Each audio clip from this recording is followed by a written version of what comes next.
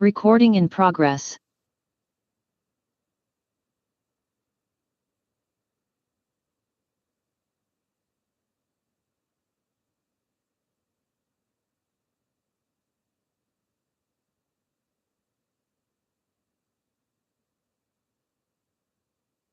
I'll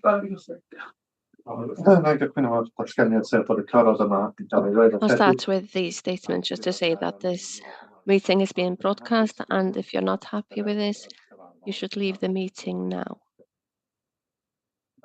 Right. Warm welcome to you to the authorities meeting.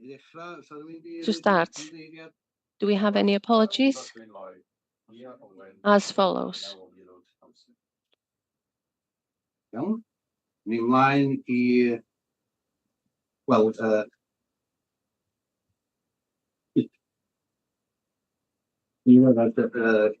gan y Prif Weithredwr. Sgynna fi byd I have nothing to report, so an oral update from the interim chief executive, item 2. So the chief executive, in fact, will give you an update. Just a couple of things that may be of interest to you, which have happened over the couple of weeks. Not much, nothing to be concerned about. Just to draw your attention, we did have a sustainable conference for Gwynedd and Eryri, and it was really successful. It built upon the strong relationship that we have with Cyngor Conwy and Cyngor Gwynedd, and the things went really well. A lot of people attended, and it was a really constructive day, and we're going to continue with that constructive work. Another event that we had was, and several of you were there, the Member Development Day. Hopefully you benefited from that. Some of us went to the TAC in Bytws y Coed, and we went to Pen y Pass. We looked at the transport issues in the park, and we had discussions on the commercial elements of the park. And we'll be bringing papers in front of you on the commercial side of things pretty soon. So hopefully you will have benefits from those sessions as well. For information as well, we had a drop-in session on Plas Tan y Bwlch at the beginning of April. I'll refer to that in my paper on the agenda today. But there was quite a lot of interest, and a lot of people were glad that we were keeping them in the loop about things. And we seem to be listening to what they're saying. And once again, I'll refer to that later on in the paper on the agenda.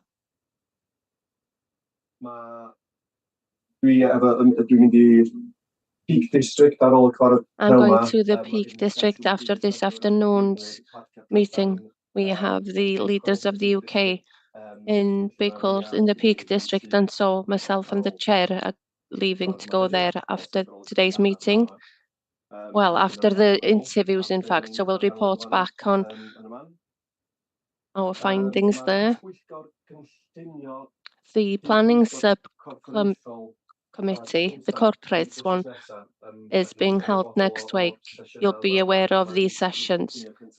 It'll be the first sub-planning group. So we'll be attending that next Tuesday. So we'll report back on that and what's being discussed and agreed in that too. For your information, next Thursday there is a communities forum that we're holding. Every community and town council has been invited.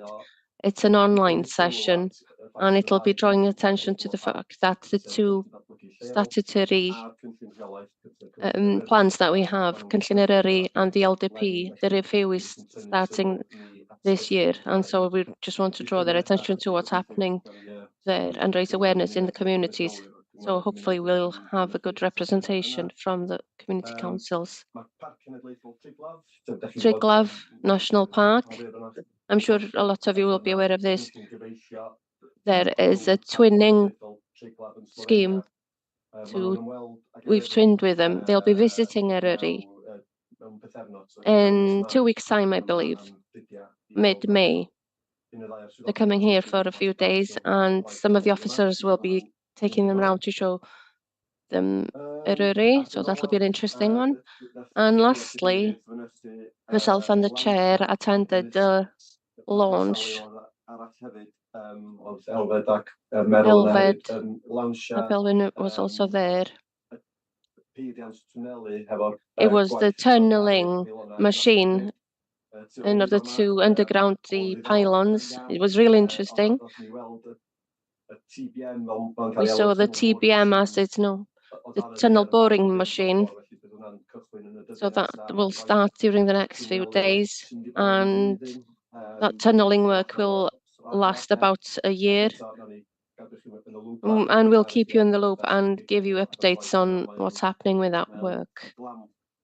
It's a huge undertaking that the National Grid are undertaking.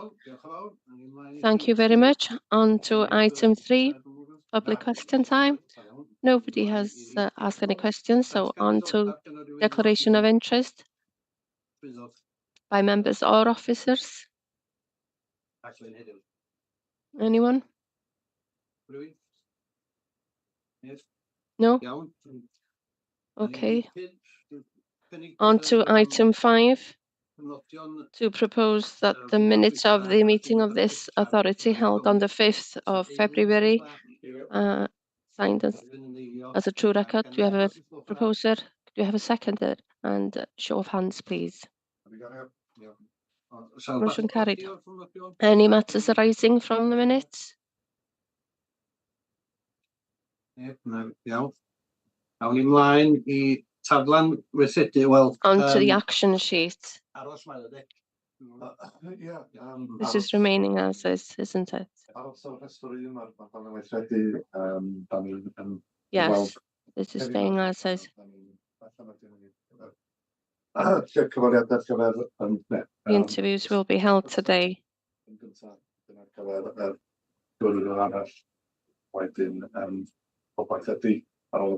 The hope is after this process, we'll have someone in place. Thank you. Item 8, back with you once again. The report of the panel for independent members. This report is similar to the previous one that you saw in November of the last year. Sharon Warnes wedi ymddeol. Cytunwyd Brittany. Sharon Warnes has resigned, of course, and so we agreed that we need to establish an appointment panel, and as a result, we advertised for a member, and now we have held interviews. Edgar, myself, and Alec Williams was there as members of the panel, and the decision was, after interviewing 2, well, initially going to interview 2, but 1 withdrew, and the decision was that we recommended that you as an authority appoint Mr. Robert William Lewis. He met the requirements of the post, and his background would complement the Standards Committee. So basically that's the background. Can we have a proposal from anybody? Propose the recommendation. John seconded. Show of hands, please. Unless there is anything else you wanted to say. Thank you. Motion carried. Thank you. At Edward, adroddiad. Edward. Head of property, item 9. 2 vacancies have arisen on the asset subgroup, and so I'd like for us to fill those 2 seats after the members,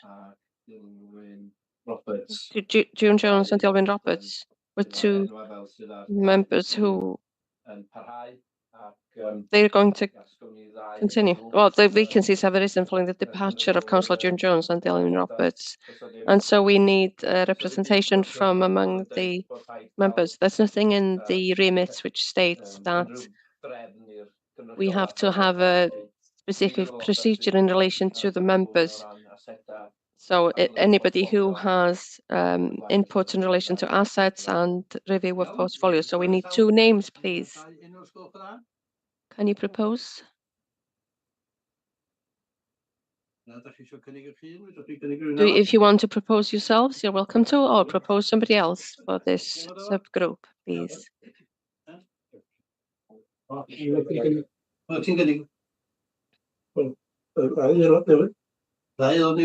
Not 2 new members?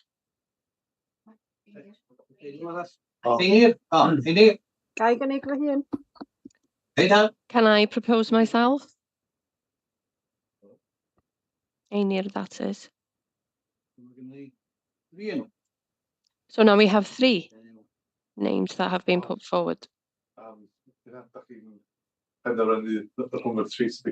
Either you decide amongst yourselves, or the 3 that have been nominated, or we put it to the vote.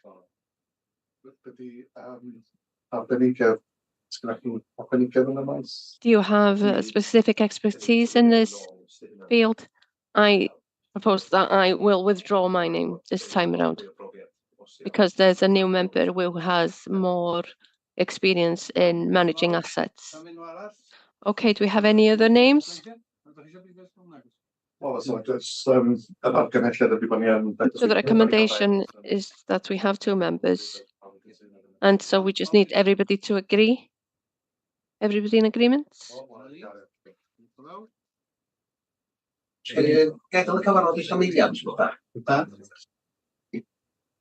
Well, I need to leave the meeting for a second.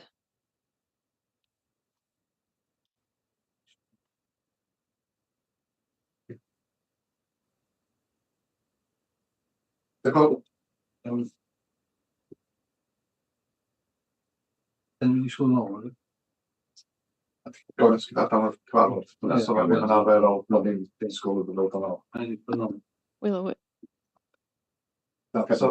we going to wait for him to come back or not? Oh, no. Okay, on to item 10. Rachel? Helo, hiya. Dach chi'n clywed fi'n okay? Over Great. to you, Rachel. Bore da, Fab, diolch yn fawr. Good morning, everybody. Thank you very much for your time this morning.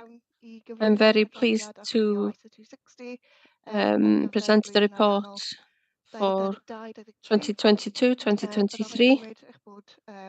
I'll take it that you have read the report and will concentrate on the main points, but I am happy to take any questions at the end. First of all, we intend to an unqualified opinion on these, and that the auditor is going to certify them Friday. I'd also like to thank Shan and all the finance team for the support that we've received in completing this audit this year. As you know, there was quite a lot of delay with the last audit in 2021-22 because of problems with the repricing, and that meant that the beginning of that audit was also delayed. However, I'm glad to say that we are certifying that less than a year before the last one, so we made a bit of progress with the timetable. We still need to confirm the next audit date, but we'd like to complete this before the end of the year, before Christmas, that is. Despite this, there was quite a lot of delay to the audit in 2023 because most of the staff who were dealing with our inquiries and our questions were in post during that particular year. And so this meant that we needed more time to wait for the responses to specific questions. And often we needed more discussion before we got to the root of the problems. I'm hoping that this will be less of a problem for 2023, 2024, because the team have been in their roles throughout the financial year. As well as delay with responses, there were lots of corrections which had been made, and they have been detailed in Appendix 3 of the report. And in addition to these, there were several of improvements. Well, they were minor improvements really that needed to be made to improve the quality in general. Unfortunately, all of the additional work to work through the corrections has meant that it's taken more time, so we then need to charge an additional fee in comparison with the vote you got. I don't have a final figure at the moment because we still need to undertake some work on the file to tidy it up in order to certify the audit accounts. But I'll discuss this with Sian and Dewi soon. And this is why it's crucial that we have a thorough qualitative process before they are transferred to us. This will reduce the number of inquiries and will improve the efficiency of the audit. But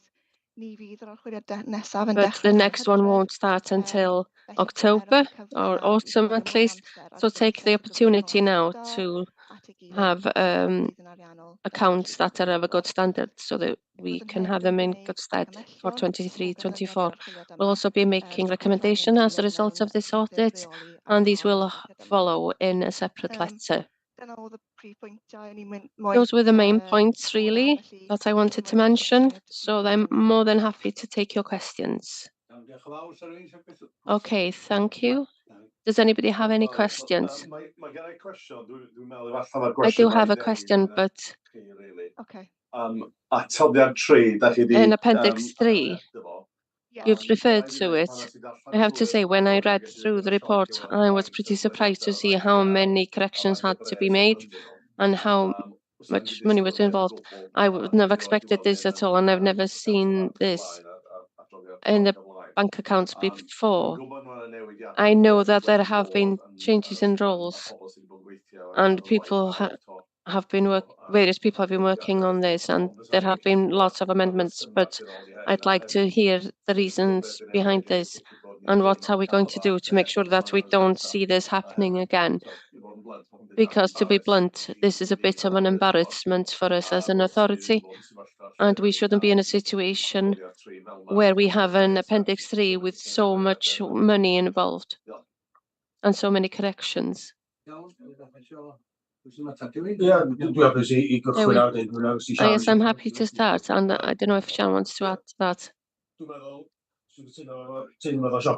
I agreed with Tim really. When I saw the draft report, it was also a surprise to me, or a shock really, to see this many matters arising in the corrections list. But putting it into context, every organisation do receive a set of 2.6 and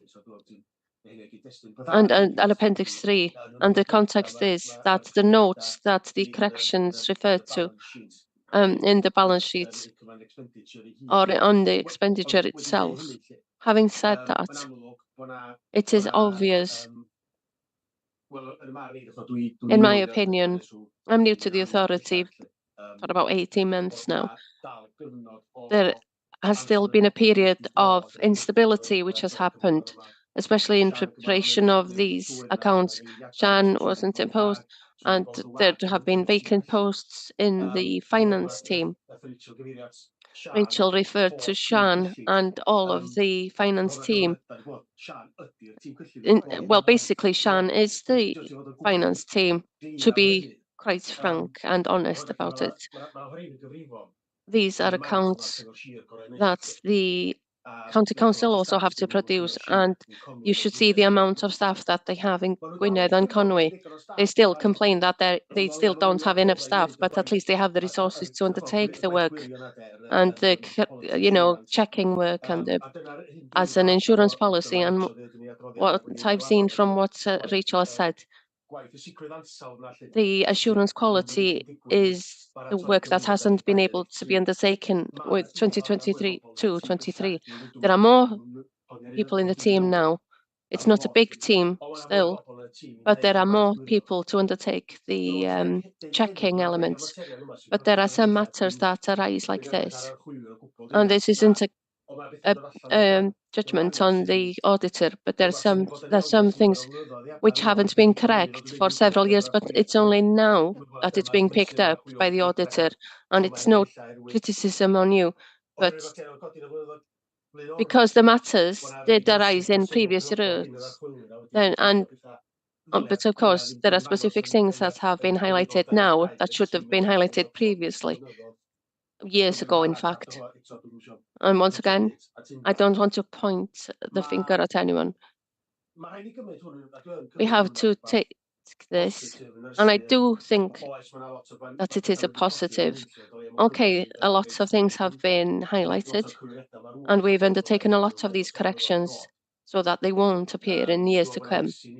There are lessons to learn in relation to how important this work is. And Rachel referred to the fact that the fees of Audit Wales are going to be higher than anticipated. And the truth of the matter is, and this is a discussion that we should have with Sian and John, are we going to require to have somebody in temporarily to support this QA work during a specific period of time of preparing the accounts, because it's better for the money to go there. That's I don't want to give you the money, Rachel, but the money could go somewhere else, and then rather than having a report that's an embarrass, like Tim said. But we do need that support, and Shanna, the team deserves the support, and I'm sure that John and Ewan and the members would like to see that happening too. What we can take from this, like I said, is it was a surprise for myself and Chan to see as many corrections. We knew that there would be corrections, obviously, but seeing them written out like this was pretty much a shock to the system. And certainly there are lessons to be learned, and there are things that we can take from this for next year. Shan myself can say there will be nothing in Appendix 3 next year, obviously not. We will have procedures in place and steps in place and actions to ensure that this is less for next year. If I can just come in with one additional point. What I should have said was in 22-23, that was the new method of auditing the accounts as well. It was amended for 22-23, and so there was a lot more focus on risk assessments, and that was across the whole of Wales. We saw a lot more corrections in our report, S260, and there was more focus on different areas in the accounts. So it wasn't just Eryri who had a long report like this in 22-23, just to give you that context. And I'm glad to hear that the points that you've made, though, Dewi, that you think it's positive and it's learning for you. And I wouldn't expect them to come up this year because the learning has been made this year and you've taken it on board. And I understand the point that it would be better for you to spend the money ensuring that the draft is accounts of a high standard rather than giving us or me and not me personally, obviously, Audit Wales the actual money. Thanks, Rachel. So as a result of that, I'd like the authority to get somebody in to look at the standard before we go out with these externally. I'd like the authority to consider that, and we'll support that in order to make sure that we're not in the same situation. This would rarely happen again anyway, but getting that third person in before they go externally, I think that would be a sensible thing to do. We've had that discussion with Dewi before today's meeting, and that's the direction that we're looking at. So you're promising that there will be more support in the section. Well, that's the intention, but I haven't had an opportunity to discuss it with John as yet. Joe's hand was up earlier. Joe? Iawn, Ydy pob yn hapus? Everybody happy? So the recommendation is that we accept the report. John, I'm just disappointed really that the auditors are raising these things, especially when that you know it's come to light that they've changed the system. I've been on the scrutiny committee for years, and it often comes up, and every authority is under major pressure with cuts. And I think that the authority should absorb the cost for this year.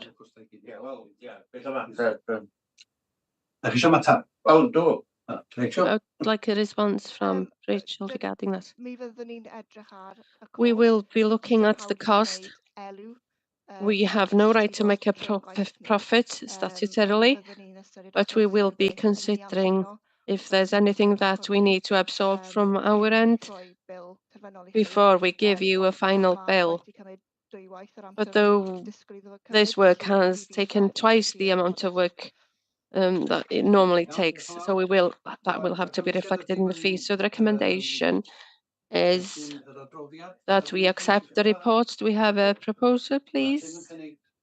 Sam has proposed. We have a seconder. Ryan, can we have a show of hands, please? Thank you. Thank you very much, Rachel. Right, on to statement of accounts. Dewi, you've already accepted the first recommendation, which is the recommendation of the external auditor.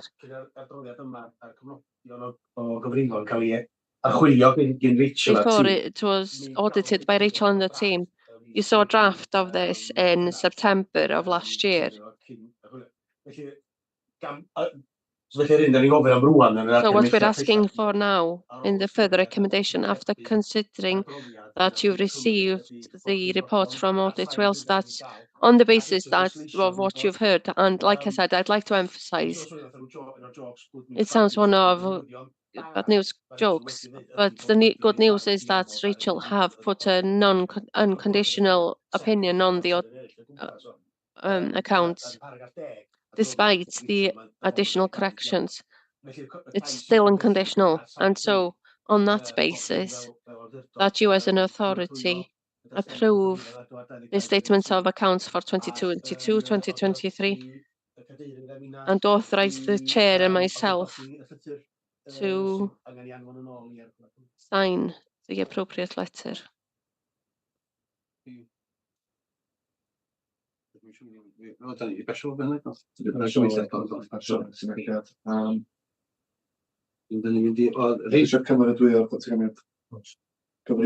So we need to approve the statement of accounts and certify that by the chair as well. Anybody propose that? Can we have a seconder, please?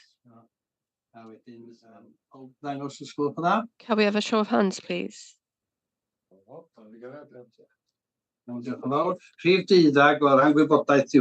This is for information, calendar of meetings for the authority. Any questions in relation to that? I take it that there aren't. Therefore, on to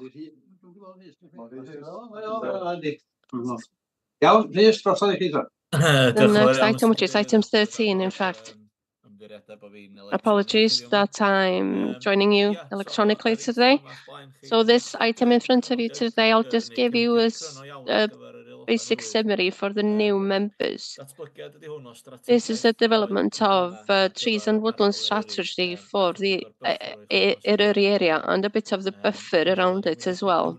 We were facing a period a year or two ago, especially in the southwest, where there were people who were buying big pieces of land in order to store carbon, and there were quite of implications on a landscape scale and an effect on the agriculture industry. And so that was a bit of a springboard to actually express what we wanted to see in Eryri. And we had to look at the environmental impacts and see what's happening where. But we thought that it would be good to have a guideline to see what our aspirations were, and our stakeholders and our communities were for Eryri. If anybody came in and wanted to buy a piece of land and implement a big scheme that could affect us, then at least we'd have an opinion that we could convey to them and alleviate some of those changes. So that was the background to developing this. There was nothing that at the time that referred to this strategy, but a lot of focus has now been on the woodland areas and the national targets that we've had from the government to plant an additional 2,000 hectares a year. So that's the background. It's an assessment of where we're at now. It took quite a quick year for us to get the right data for the area and undertake assessments of what we had in relation to their status, the location. We haven't finished the work on their condition because there are quite a lot of them. And of course, there are finance implications, of course, to this as well. But this is a document that has been created with a lot of engagement and discussions with partners, communities, individuals, stakeholders, agriculturists, unions. There's been a lot of input. It's really a co-designed plan. I know that is used quite often as a term, but this has been that, and it's in the true sense of the word. It's now brought us to where we are at now. It sets our objectives, hopefully, for the next 100 years. And of course, we will have review periods, and there are milestones that we are hoping to achieve as well. We have had comments from Brian and Naomi already via email, and I'm very grateful to you for that. You've picked up on a couple of corrections, and Naomi has asked some more technical questions in relation to this document and the relationship with the new LDP. And I'm going to respond to that in an email today, and I've included Elliw in that with regard to the development of the new LDP. Naomi also asked if our targets could be more challenging. We will have another look at them, but when you consider where we're at, what we have as resources, us and our partners, that is, and stakeholders, that we need smart targets, really, that we keep these as is at the moment to see how the developments go. We can review them as we go along, and we can implement the operational plan in order to respond to that. But it's important for us to have targets, smart targets, that is, and not be too ambitious. Otherwise, we will break our hearts if we don't reach those targets. And so it's been circulated widely, and it's a huge document. So you've received it electronically, and hopefully you will have been able to see it. You will have seen it a few times, hopefully. I'm hoping there are too many corrections or comments, but I'm happy to take your questions and observations. Louise? Yes. I'm a tree hugger. I'm proud about that. So it's interesting you say about the ancient woodland being protected and improved, because there's a patch of very ancient woodland in the Dicini Valley, which is very neglected, overgrown, brambles, and so on and so forth. I just wondered, could you comment on that? The other thing is, do you work in conjunction with the Woodland Trust? Because, I mean, it's my home patch, it's the Dicini Valley. They've come along, they've planted tens of thousands of trees, and then they've just buggered off and sort of left it. And I'm a volunteer warden with the Woodland Trust, and I try to sort of keep the bracken and the brambles under control. Just wondered about that. Also, it is amusing. Page 149. You say the target is to ensure that the trees of our area are protected and in good condition by 2125. But none of us will be around to see it. But yeah. So could you just answer that? What are you doing about the ancient woodland in the Dudsini Valley? Unless you can't answer specifically here. And do you work in conjunction with Woodland Trust? Thank you.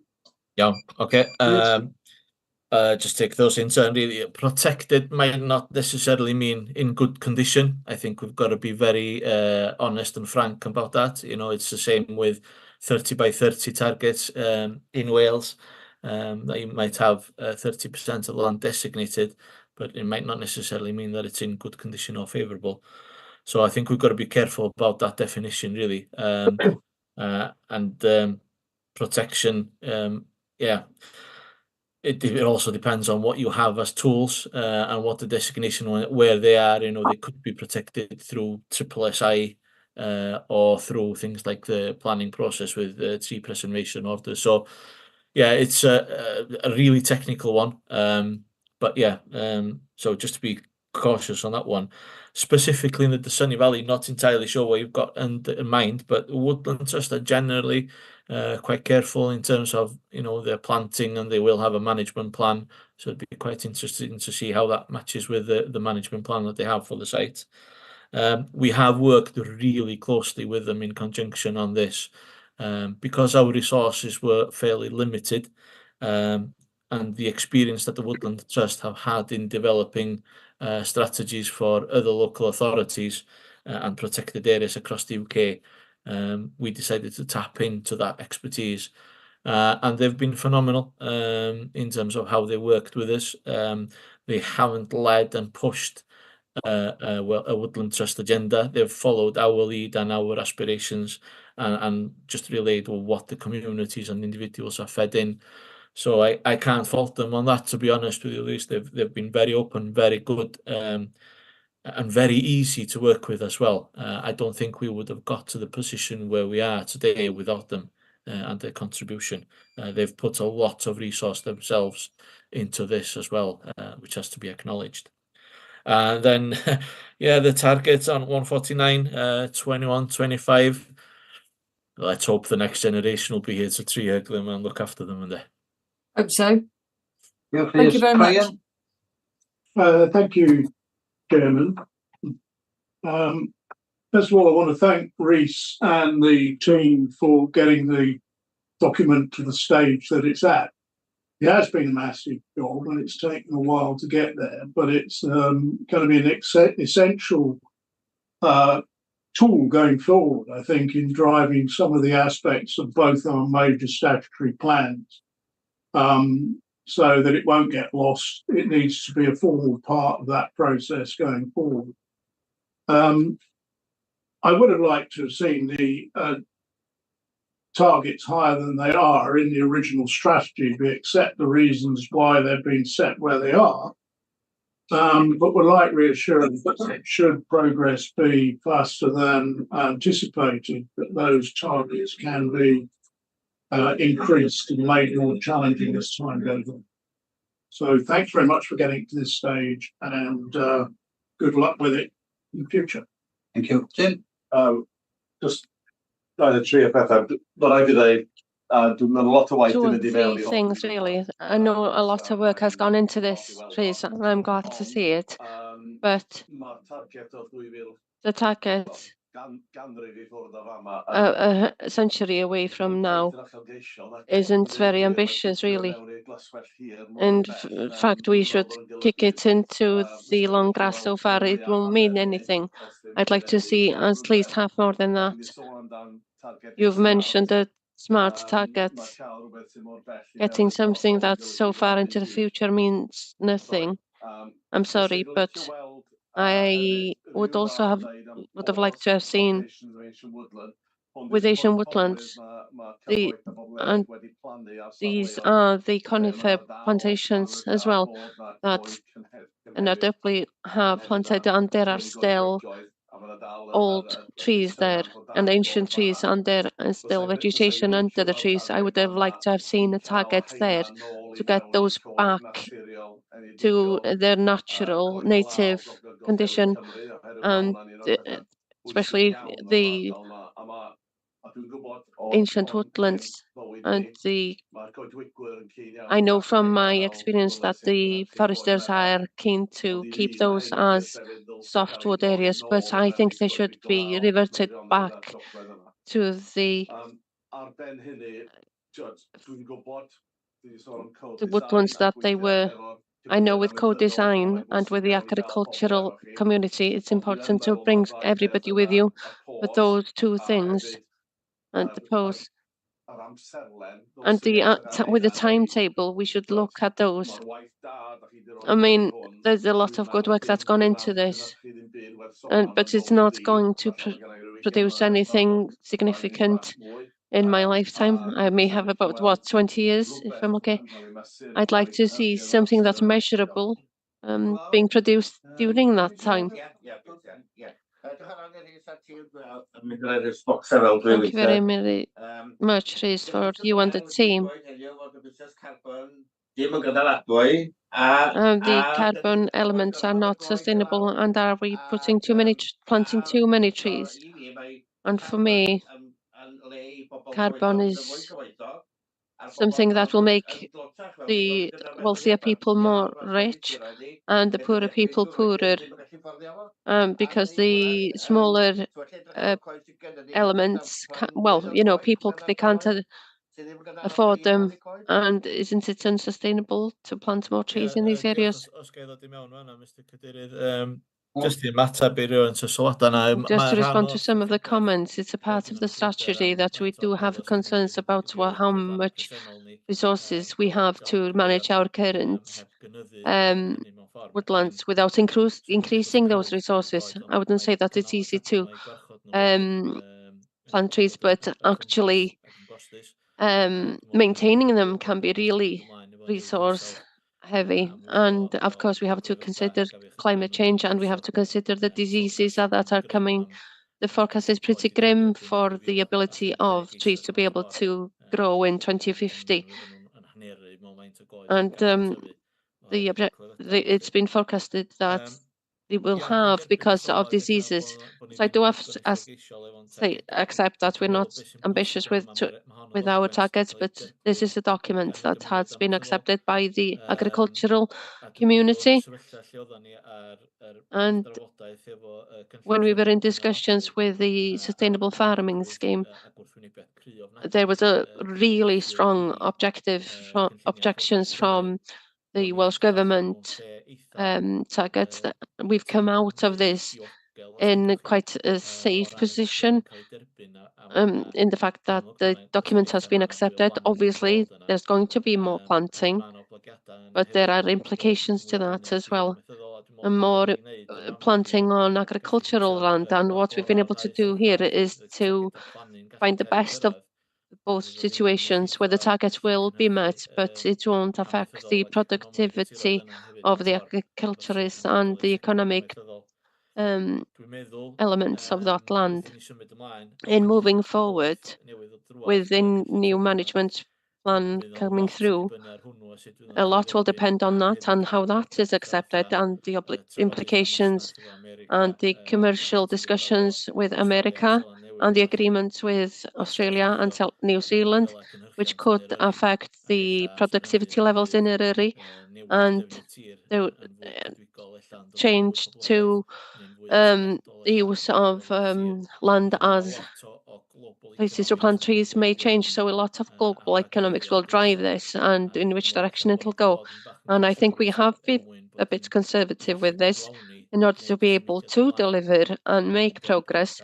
But we do accept that the target isn't everything that we would desire, because it's a co-designed document and we have arranged it together, rather than some people not accepting it and not supporting it at all. We've had to go for the safe middle ground, if you like, and that may well be a bit disappointing for some, but that was the way forward for our communities, to take them with us, and they had the same aspirations and something that they agree with.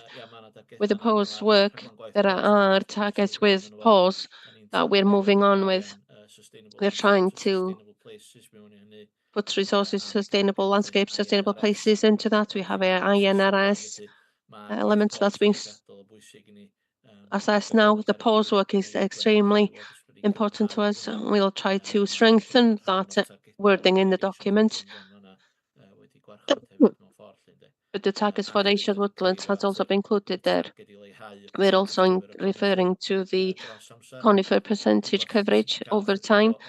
This is something that has not caused clash, but the softwood industry had concerns about that yet again.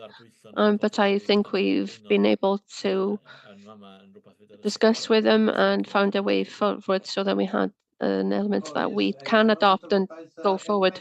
We'll close the discussion with Elfed. I was at the Moelwyn in the Vale of Festiniog and there were really bad fires. Are there risks with climate change and for our Celtic rainforests? Are they in danger? Could they be damaged by fire?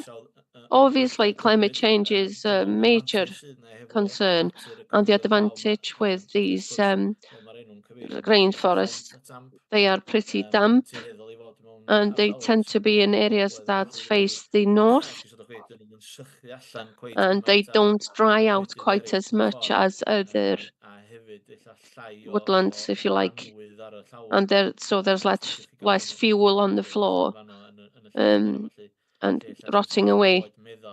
Whereas if you have soft wood, then you have more leaf litter and there are combustible elements. And because the planting is so dense there, the fires would jump from one tree to another very easily. But so there is a risk, but the risk is so much lower than it is for the softwood plantations and perhaps the ones that are more prone to drying out, like I said. But that's why we need to plan where we planting, and which density, and so that our landscape is sustainable against these risks. Thank you. We'll take it to the vote then, please. We have anybody put the recommendations proposed? Seconded? Can you dangos os gwelwch yn dda? Okay, we have a show of hands, please. Iawn, diolch fawr. Motion carried. Dan ni'n mynd i rhif 14. Moving on. Wel, seminar aelodau Parciau Genedlaethol Cymru 2025. National Parks Wales Member Seminar. Ar gyfer eitem. Diolch fawr. Oral report.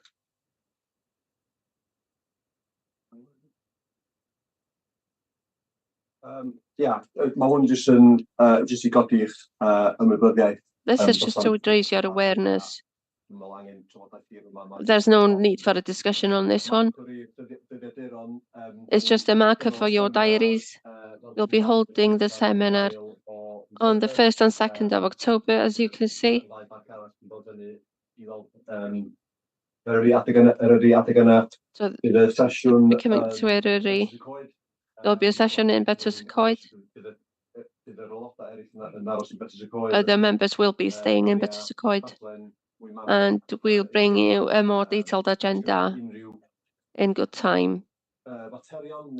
If you have anything that you'd like to discuss, any subjects that you'd like to be covered, we'd be happy to consider that. For example, the visitor economy and nature recovery. If you have any ideas that you have, I'm happy to incorporate them into the agenda. Thank you. On to item 15. Does anybody have any questions in relation to item 14?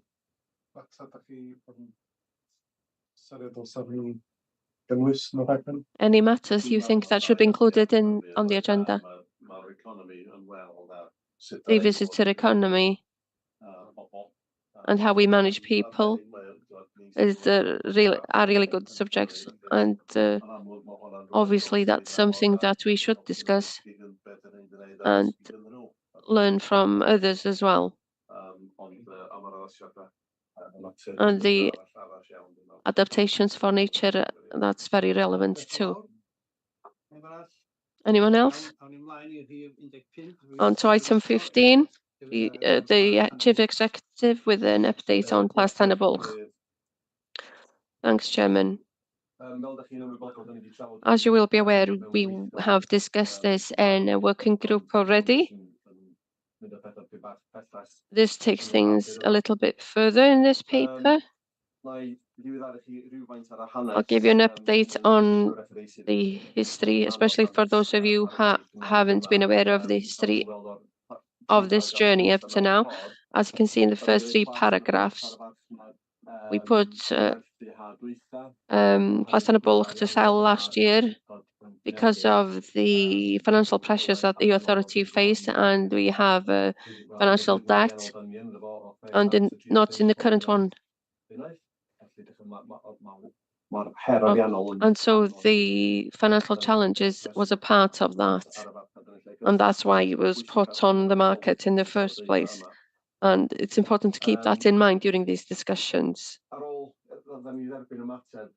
After we received responses following the public sessions after the putting of the market, it gave us time to review things.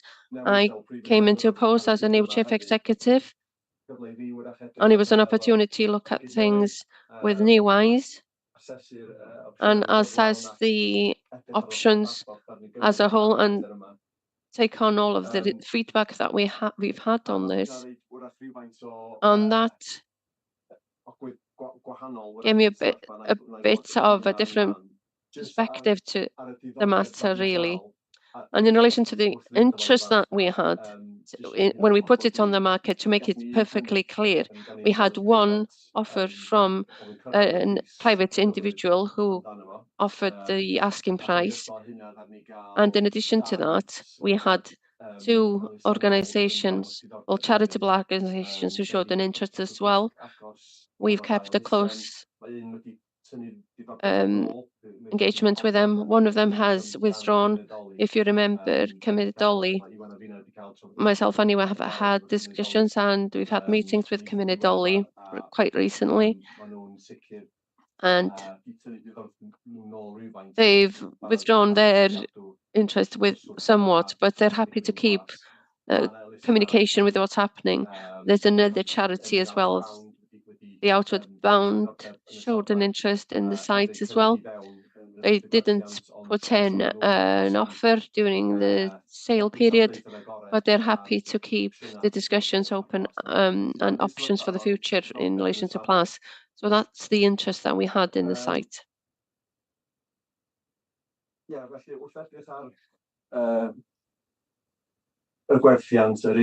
So looking at the sale and the feedback that we've had, what became apparent to me with the sale is that there is a significant risk to the authority here. To be perfectly clear, something that we were very aware of, but it became more apparent with the relationship with the community and the Plas, and therefore the authority too. People perceive Plas Tân y Bwlch and the grounds as something that is a part of the authority. That comes with its own risk, of course. So there was concern following any sale, if any damage happened to the building or the grounds or the relationship with the local communities, that would mean that would be a risk to the authority's name. We have to remember that when we go through these options, and that was something that was significant to me when I considered this. Access to the site was something that was really important to the community as well, especially to the woodlands and Llyn Mair specifically. And there was a link between the community and the grounds as well. And so that's something that we also need to keep in mind when we consider this. And there are risks there, of course. In relation to the daily work of the authority, something that the authority hadn't considered much in relation to sale. As a planning authority, the authority does provide expert advice on a lot of listed buildings, and we try to assist individuals and private organizations as they go about their work on how to maintain the buildings, and we also help them with grant applications. We help Cadw, and we draw in grants for all sorts of buildings. You'll be aware of the discussions that are ongoing with Nanai, which has been in front of the planning committee several times during the past year. And there was a major risk there in the sense that if we haven't looked at each option in relation to the sale of Plas, I do feel it put the officers in a difficult place with continuing to give these people advice. So this is something that's been in my mind. And that's where I've reached in this paper today, which leads us on to what I referred to in paragraph 10, which is the new option for Plas. As you can see, the new option that I'm suggesting here is that we retain the Plas for the authority's use, subject to securing new grant funding. And the only grant that we could go for on this scale is the lottery grant. They have the Heritage Fund up to 10 million, and that's the size of the financial challenge that we face in Plas-Tân-y-Bwlch if you want to make it work. We need a grant that's over 5 million up to 10 million in moving on with this work. And we can't do that without that sort of assistance. And so that's a crucial and fundamental part of what I'm proposing to you today. So the scope of the new proposal is what I've set out in 13 and 14 there. We are, of course, starting on the discussions, and these options will be fine-tuned and changed over the next few months if we do go with this option today, which is to move the authorities' offices to Plas-Tân-y-Bwlch. I think that would give assurance to the future of Plas, because the problems that we've faced as an authority in the past is that we have two centres as an authority. We have here and we have Plas, and this is where the officers work. And Plas, because the officers are not there permanently, we've tried to make Plas a commercial venture so that it makes money, and it's been very hard. We've failed on that element, really, and that's why we're in this situation in the first place. So the option is to move the authorities' offices from here to the Plas. It gives assurance for the future.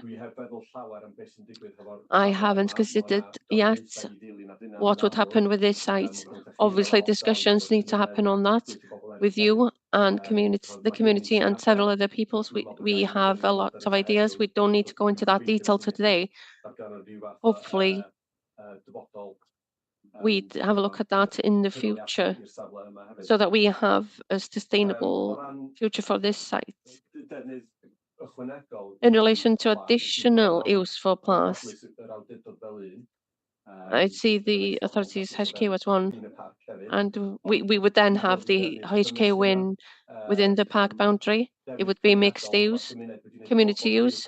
The community has made it very clear during the past few months that they are passionate about the place and they're interested in it, and we should tap into that as an authority. There is a major opportunity for us there. But it could have other uses as well. Educational. They could still be residential use there as well, and commercial elements, such as the shop and cafe. And so I don't feel that we need to go into detail regarding what sort of use we'd be talking about. We're talking about principles at this stage. How does this contribute to the statutory purposes as a park? Well, I do feel that there's an opportunity here. I've talked about the risks to PLAS and the authority in selling it if it weren't looked after, and even if it was not kept in condition. There's an opportunity here for us to be an exemplar on how to improve the condition of a big historical Grade 2 listed building and make it a sustainable building for the future. Sustainable in regards to use, the way it's being heated, the way it's being maintained, and draw in the people of the community to be a part of that journey. And that's really important. And so I do feel that the options with PLAS do contribute to our statutory purposes. And with the grounds and the woodlands, there's an opportunity for us to conserve and enhance the nature, wildlife, etc. in the area. I've already mentioned the community element, and so paragraph 18 to 20 there refer to the community element, and that works into the park's duty to promoting and sustaining sustainable communities. Paragraph 22 onwards demonstrates the process. If you are supportive as members, the process regarding what the timetable would be. Naomi is here today, and I've asked Naomi to lead on the lottery application over the past few next weeks.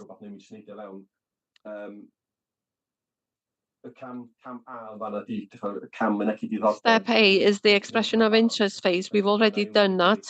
And so Naomi has already put in an expression of interest to see if and we've had a positive response to that. Well, yesterday, in fact, and they're happy that we want to move on with this. And so we've had the big tick on the first step. Obviously, we had to know that before we brought it to you. The next step would be to submit the stage 1 development phase application, and that would be submitted by August, and we'd expect to know by the end of the year. And what the development stage means is that that would give us time, if we were successful, that the lottery would fund the 18 months of undertaking the hard work. What would the use of the building will be, how it's going to work, would it be viable, is it going to be sustainable, does it work for the authority and for the community? And then we present all of that as a full application in 2027.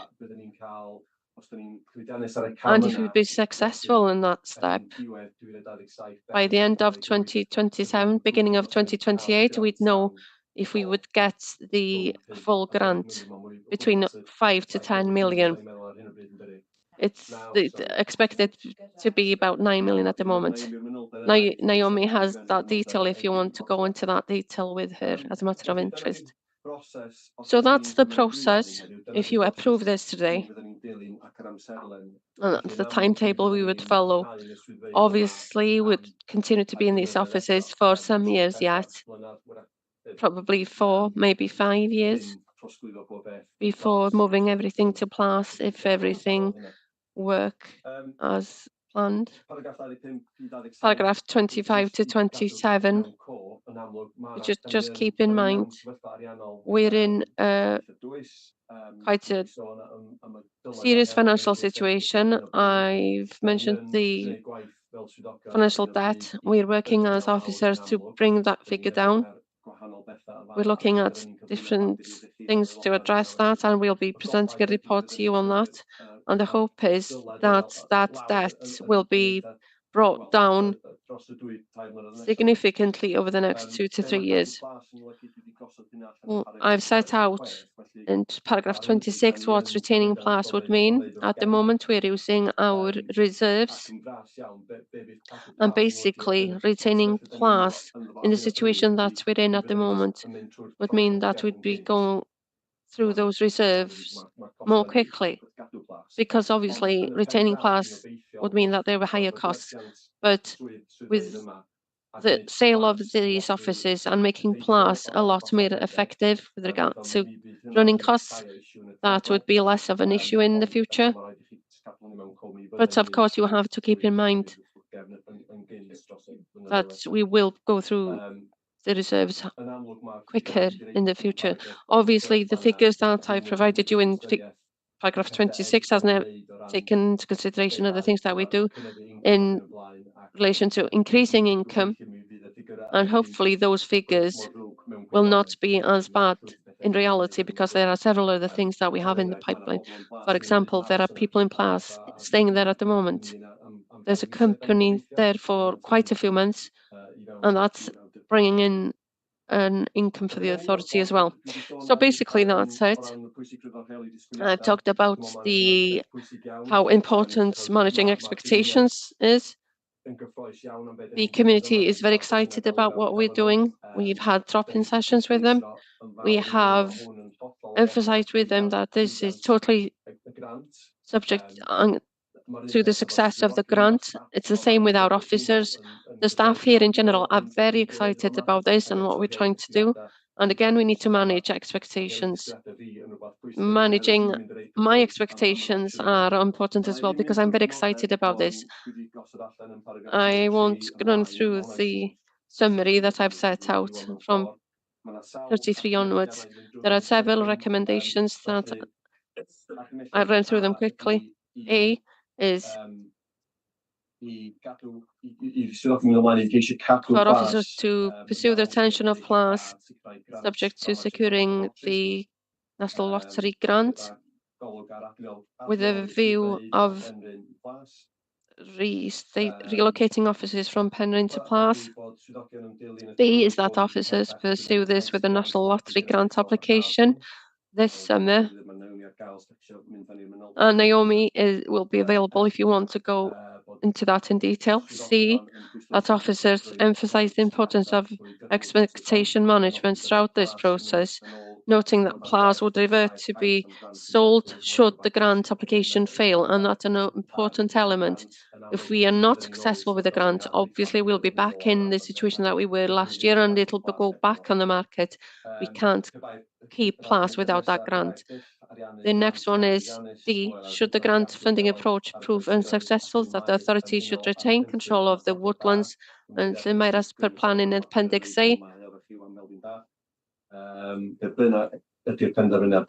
Whatever the decision is we make on the PLAS, we want to retain woodlands and Llynmair in the ownership of the authority. And E, officers to continue to closely monitor the authority's financial situation throughout this process, including measures to reduce the current budget deficit during the course of the financial year.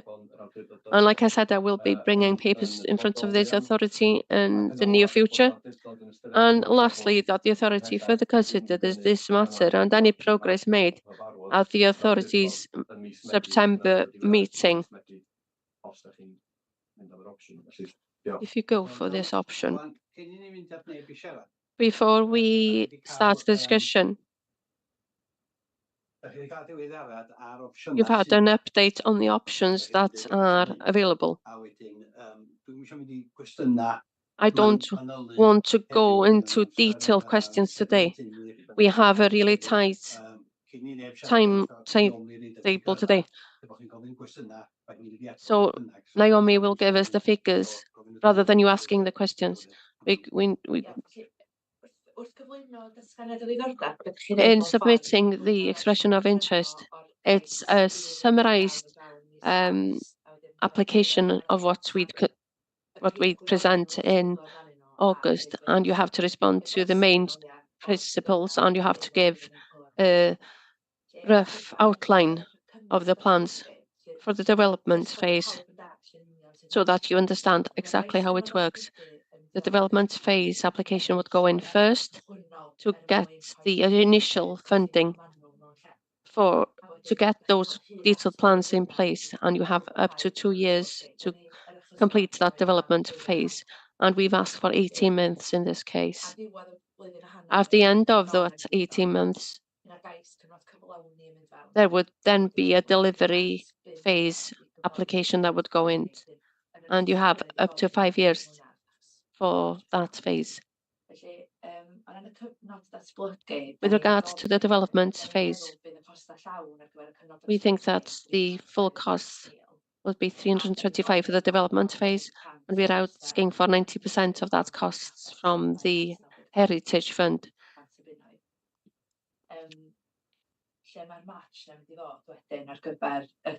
So we need a match for the rest of the 10%. We've initially started the discussions with the Arts Fund and with Macnox for the community fund in order to continue with this special work that Johan has been doing with engagement and Angela's team on the community engagement. And there is core money that's available as well. So the match is not a problem. With regard to the delivery phase, over the period of 5 years, the full costs roughly is 9 million for 4,000. We've suggested that we'll be asking for 80% of the costs from the Heritage Lottery Fund, which is 7,687,000.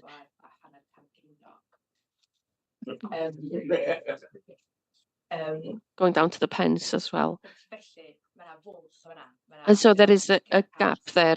We need 20% of that as a match. No matter how you look at it, it's a lot of money. And we need more for this authority to put in. There are funds that we're aware of. Cadw have given us an initial sign that they have capital that may well be available to us. The LEI, Landscape Enhancement Initiative, the National Grid have also said, I've asked how they've indicated hundreds of thousands, and their contributions can also come in the form of staff time, of course, such as myself, Johan, etc., and the volunteer element as well. So there's a match there that we can include in the form of time as well. So that's how we think the matrix is going to work. But of course, everything needs to be confirmed. The only thing I would say is John's vision is totally clear. The response that we get from the community is favourable. They are happy that we're listening and that they feel that what's already been discussed is having an effect. And the response from partners and funders are promising. It really does feel like a good thing when you can see how this project might work and how everything would be drawn together. Thank you very much. Can we have questions on what you've heard today, please, without going into detail, please? I'm very supportive of John's vision. I was of the opinion that we should just sell it, and I was frustrated at the time. But having heard what John has said, I'm supportive of what John's trying to do. I am very supportive of the idea of retaining Llyn Mair as suggested. It resolves a lot of issues that the community have, but I still have concerns. There are significant risks that have been mentioned. I do realise that there is a risk with the HLF. We have to be ready for a refusal if we don't go through the initial phase with what's already been said. and that can come into force before Christmas. And if that does kick in, I'm really strongly in favour of this decision. And then if we don't, we should put it back on the market. If this doesn't work, there's no other way forward. That's the decision we will have to make afterwards. John has suggested, but I would like to emphasize with the managing expectations of the community and the board members, if this doesn't work, and we have to be pessimistic about things, we have to emphasize that there's a good chance that it will not go ahead. I don't want to be in a situation when everybody thinks this is going on, and then bang, it doesn't work. The balloon has bursted and we have really big issues, and it would look bad on us as an authority if that happened. So we hope for the best, really.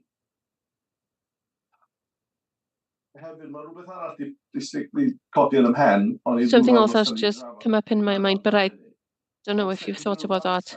Is there any advantage in setting up a charitable trust as a vehicle for this? As an authority, we're a local authority, that there are some things that we can do, but as a charity, perhaps you'd be able to access some money that you wouldn't be able to with the vehicle that we have at the moment. So I suggest maybe that would be worth looking into, and it works really well for some people. I'll include first as one. Something to consider, but I'm very supportive. Hopefully the wind will be blowing our way, and I'm very supportive of this. And thank you, John. Elfed? I'd just like to reiterate what Tim has said.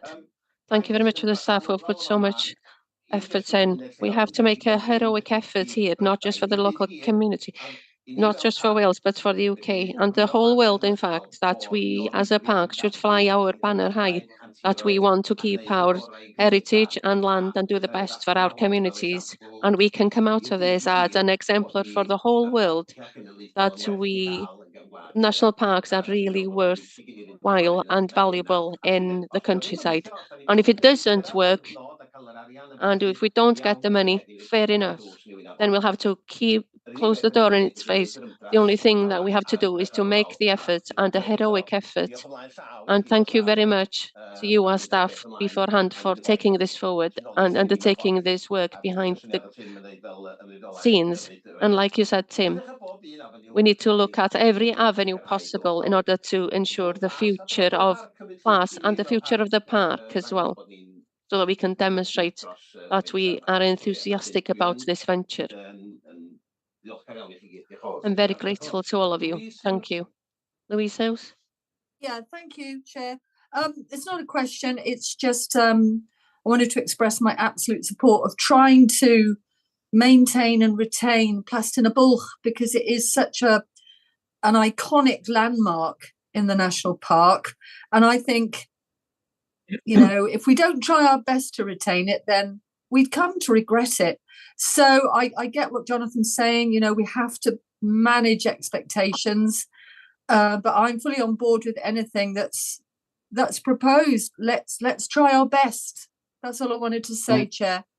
Thank you, Louise. Brian? Thank you, Chairman. I can certainly capture the vision for what is proposed, but I still have severe reservations with it.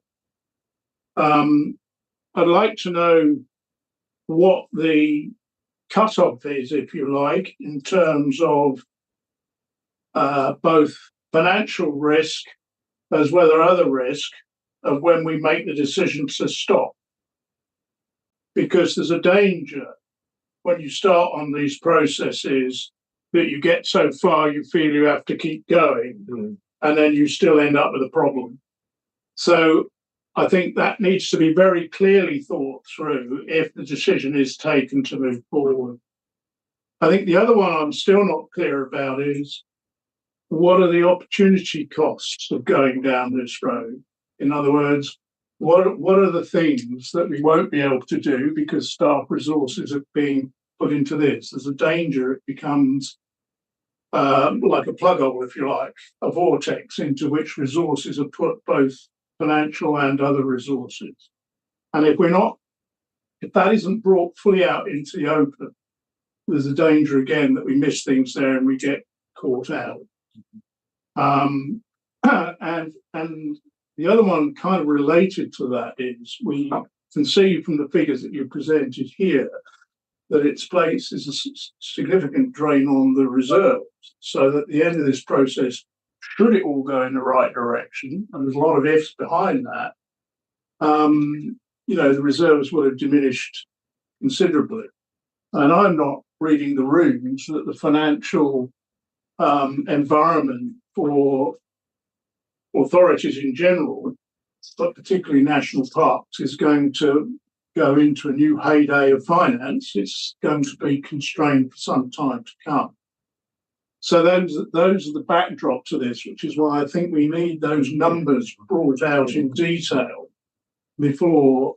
I'm not saying we should stop now, but those decisions have to be taken early.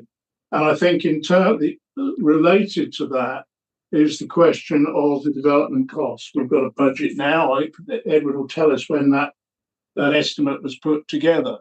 But if we're not talking about spending money maybe for 2 or 3 years, we also see what happens with public sector investment projects that involve construction.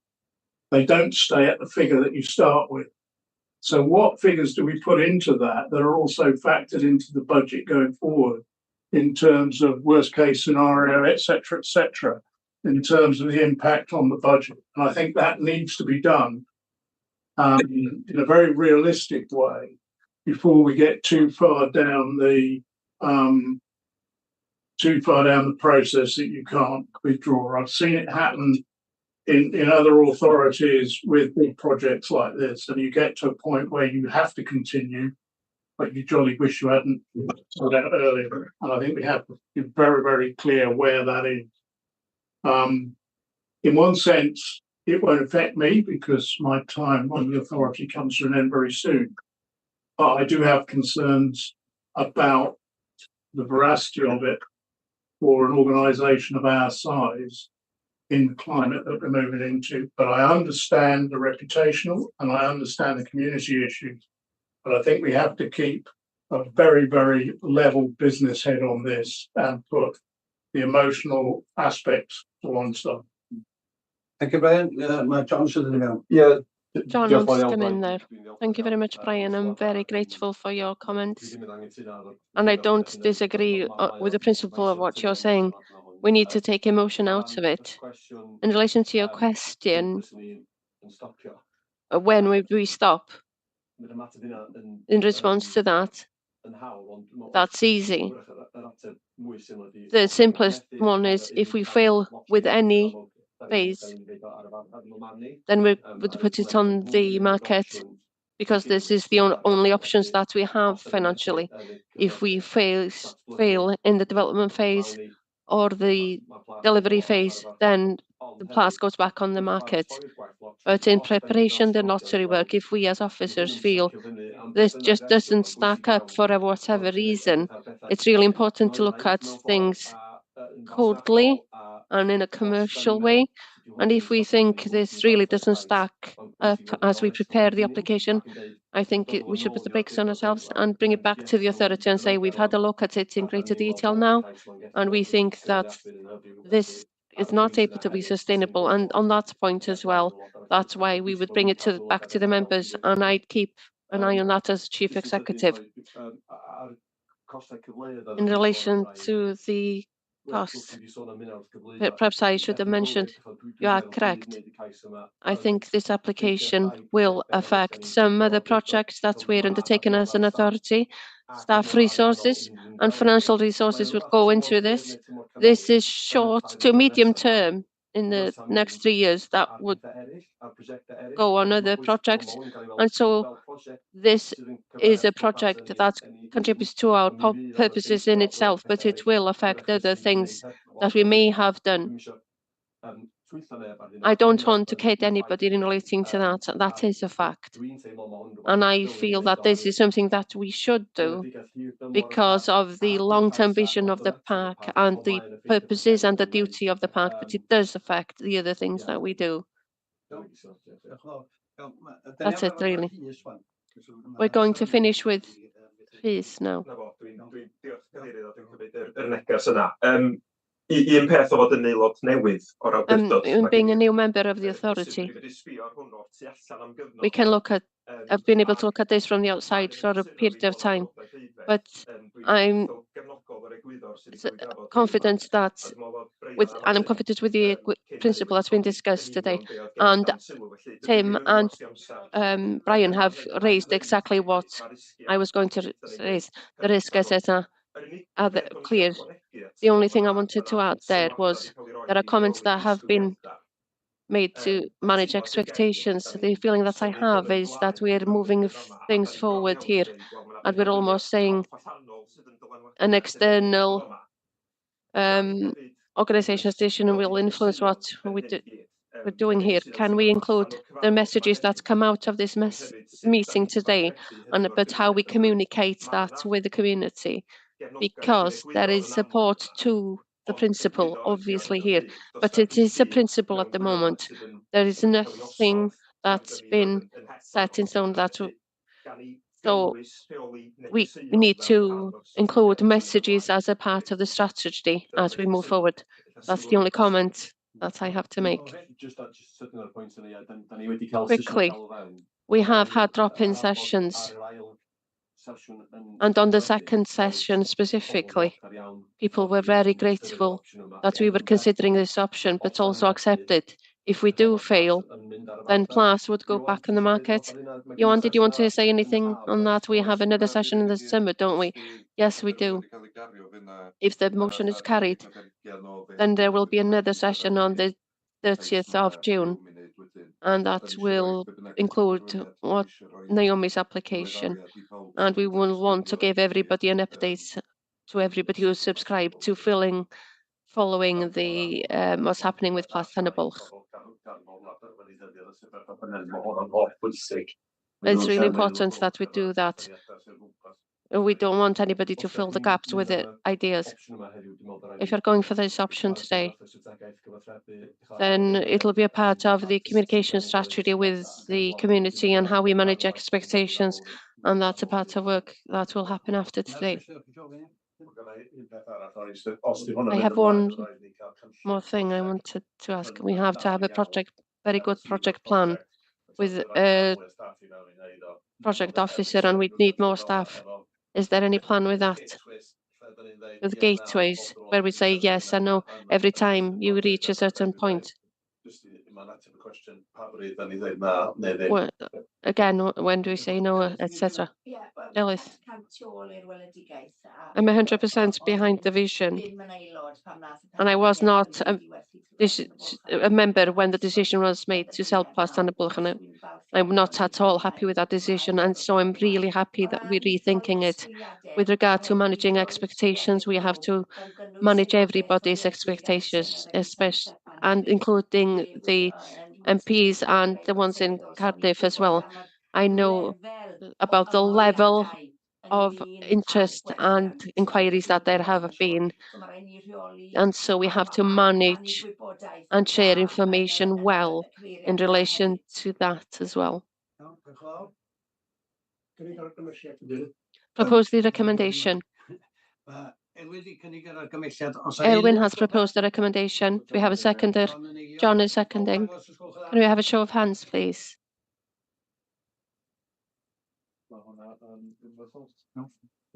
Anonymous. And dan ni'n mynd ymlaen wan I rhif 16, sef cefnogion pwyllgor On to the Performance and Resources Committee minutes. 19 Mawrth 2025. Held on the 19th of March 2025. Does anybody propose that they're correct? Yes, seconder. Elfed, yes. Everybody in favour? Show of hands, please. No matters arising, I take. On to 17 members working group report held on the 5th of March. The 22nd of January, 5th of March and 19th of March. Anybody propose those? Proposed, seconded. Everybody in favour? On to 18. Local joint working group report. The report of the local joint working group held on the 14th of March. To accept it for information. And then has anybody represented us on any meetings? Everybody in favour of the reporter? Anybody been representing the authority on any organisation? Cambrian. The Cambrian Railway.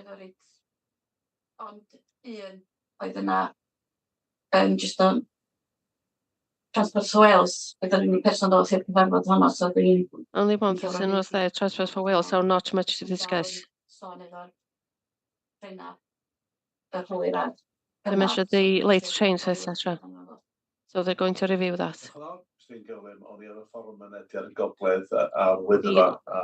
So Northern Access Forum and the Wyddfa. We're going to be discussing how many people are go up Crib Goch by accident. Okay, thank you.